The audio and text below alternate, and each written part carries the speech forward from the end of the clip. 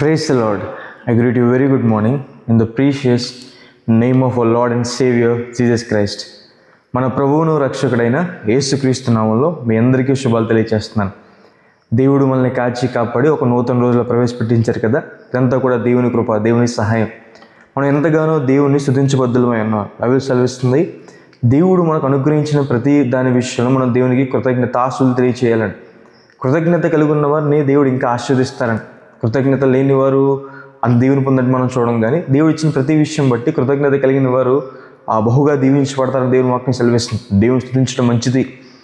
దేవుని ఆశ్రయించిన మన జీవితంలో దేవుడు మనకి ఇచ్చిన ప్రతి విషయం బట్టి, దేవుడు ఇచ్చిన సమయం బట్టి, శక్తిని బట్టి, ఆరోగ్యాన్ని బట్టి, బలం బట్టి అన్ని విషయాల్లో మనం దేవుని స్తుతించినప్పుడు దేవుని నుంచి విశేషమైన ఆశీర్వాదం పొందుకుంటామని. హల్లెలూయా. ప్రతి ఉదయాన్నే బైబిల్ నుంచి దేవుని వాగ్దానం ధ్యానం చేస్తున్నాం కదా. ఈరోజు కూడా ఒక వాగ్దానం ధ్యానం చేద్దాం. చూడండి, కీర్తన గ్రంథము 146వ అధ్యాయము 7వ వచనంలో రాయబడింది, బాధపరచుబడు వారికి ఆయన న్యాయం తీర్చును, ఆకలి గొన్న వారికి ఆహారం దయచేయను, యెహోవా బాధింపబడు వారిని విడుదల చేయను. హల్లెలూయా. ఎవరైతే ప్రభువుని ఆశ్రయిస్తున్నారో, ఎవరైతే దేవుని దగ్గరికి వస్తున్నారో, దేవుడు వారి జీవితంలో చేసే మేళ్ళు ఇక్కడ 3 వాటిని చూస్తాం. దేవుడు వారికి న్యాయం తీరుస్తారని, దేవుడు వారికి ఆహారం దయచేస్తారని, వారిని విడుదల చేస్తారని దేవుని వాక్యం సెలవిస్తుంది. బాధపరచబడు వారికి దేవుడు న్యాయం తీర్చేవాడు. ఈరోజు ఇటువంటి బాధల్లో మీరు ఉన్నాం. ఎవరి చేత మీరు బాధపరచబడుతున్నారు? కొన్నిసార్లు నా అనేవారి కుటుంబస్తులే బాధపడుతుంటే ఎక్కువగా కృంగిపోతూ ఉంటాం. కుటుంబస్తులు అన్నవారు అర్థం చేసుకోకపోతుంటే ఎక్కువగా బాధపడుతూ ఉంటాం. దేవుని వాక్యం సెలవిస్తుంది, ఇటువంటి బాధల గుండా మీరు వెళ్తున్నా దేవుడు మీకు న్యాయం తీర్చేవాడని. హల్లెలూయా. దేవుడు మీ పక్షాన ఉంటాడని, బాధపరచుబడు వారి పక్షాన ఆయన నుండి వ్యాజ్యమాడతాడని, మాట్లాడతాడని, సహాయం చేస్తాడని దేవుని వాక్యం సెలవిస్తుంది. బైబిల్లో మనం చూస్తాము, యోసేపుని సొంత అన్నలే తీసుకువెళ్ళి గోతిలో పడేస్తారు, వర్తకులకు అమ్మేస్తారు. తర్వాత అక్కడికి వెళ్ళిన తర్వాత యోసేపు పొతిఫర్ ఇంట్లో నుంచి పొతిఫర్ భార్య చెరసాల్లో పెట్టించేస్తుంది. కొన్ని చెరసాల్లో కొంచెం ఖైదీగా ఉన్నాడు. అక్కడ ఇద్దరు ఫరో దగ్గర పనిచేసేవారు ఇద్దరు వచ్చినప్పుడు వారికి యోసేపు గారు సహాయం చేస్తారు. వారిని అడుగుతాడు, నన్ను జ్ఞాపకం చేసుకోని. యోసేపు నుంచి మేలు పొందిన వ్యక్తే యోసేపుని మర్చిపోతాడు. అలాంటి సందర్భాలన్నింటిలో కూడా దేవుడు యోసేపు గారి పక్షాన నుండి తోడై ఉండి యోసేపు పొందిన బాధనంతా మర్చిపోయేలా దేవుడు చేశాడు. ఒకనొక రోజు దేవుడు యోసేపు గారిని అంతలా హెచ్చించాడు.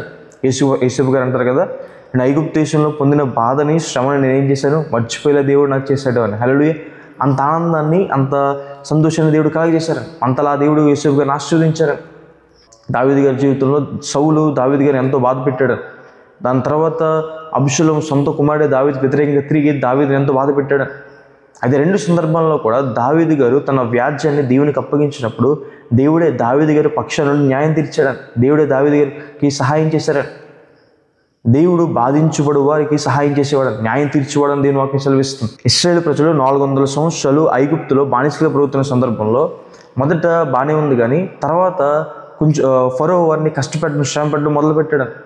ఆ సందర్భంలో ఇశ్రాయేలు ప్రజలు దేవునికి మొరపెట్టినప్పుడు దేవుడు వారిని బయటికి తీసుకొచ్చాడు. బయటికి తీసుకొచ్చిన రాత్రి దేవుడు వారికి విస్తారమైన బంగారాన్ని సంపాదించాడు. ఏంటో బంగారం సంపద అంటే, వారు ఇన్నాళ్ళు పడిన కష్టానికి, శ్రమకి దేవుడు వారికి న్యాయం తీర్చి వారికి జీతాన్ని ఇచ్చి పంపించాడు.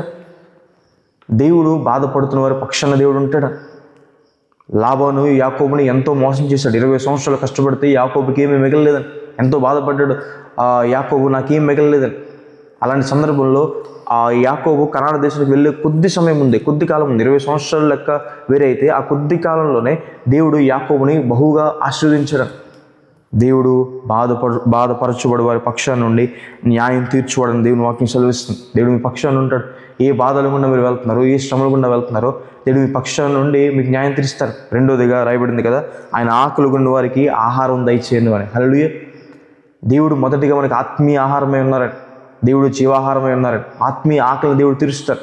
సత్యం కోసం, వెలుగు కోసం, నీతి న్యాయం కోసం వెదుగుతున్న వారి జీవితంలో, నిత్య జీవం కోసం వెదుగుతున్న వారి జీవితంలో యేసుక్రీస్తు ప్రభువే సమాధానమై ఉన్నారని, ఆయన వారి ఆకలి తీరుస్తారని దేవుని వాక్యం సెలవిస్తుంది.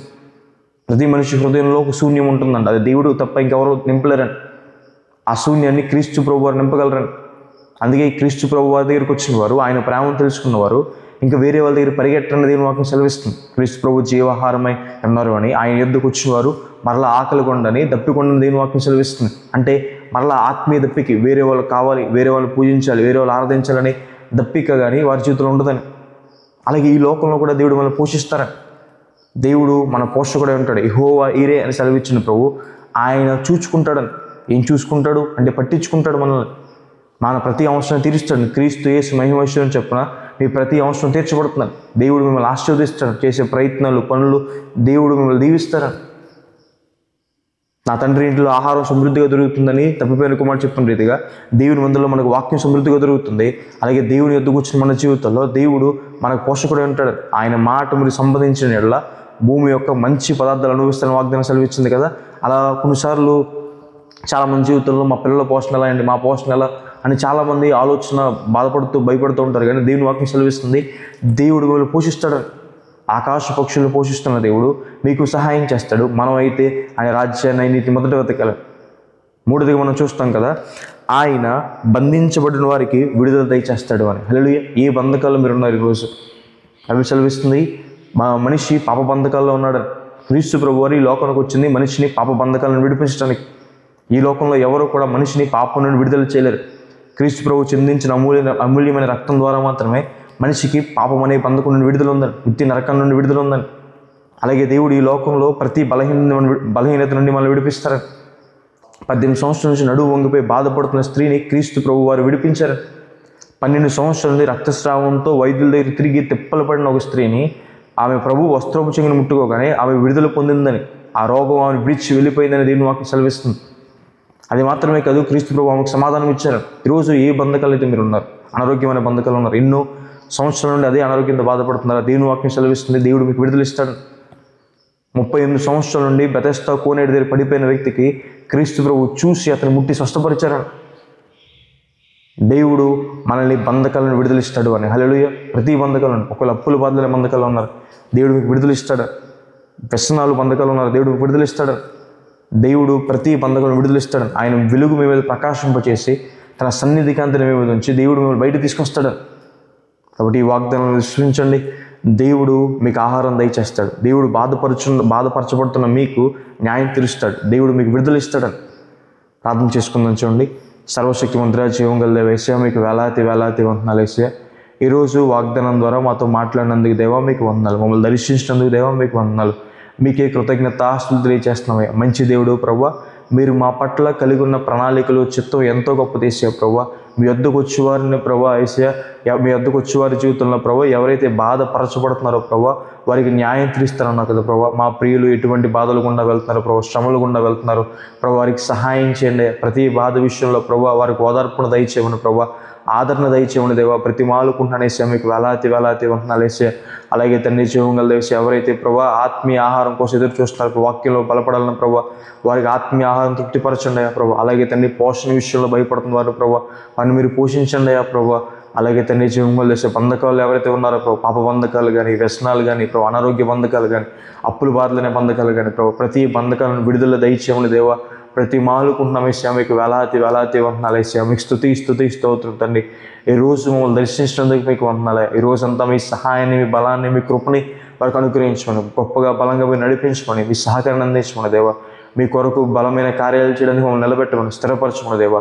యేసు నామమున అడిగి వేడుకుంటున్నాను తండ్రి. Amen. God bless you. God bless India.